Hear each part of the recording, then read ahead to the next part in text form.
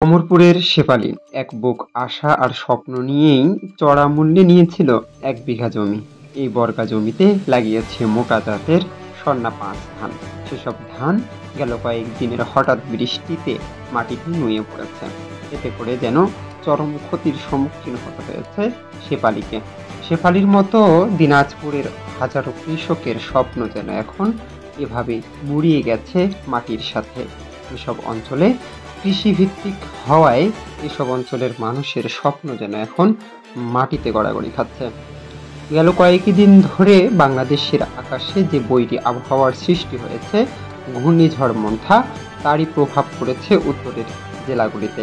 বিশেষ করে রংপুর বিভাগে থাকা রংপুর, ঠাকুরগাঁও, পঞ্চগড়, কুড়িগ্রাম, গাইবান্ধা সহ নীলফামারী জেলাতেও পড়েছে এর করুণ প্রভাব।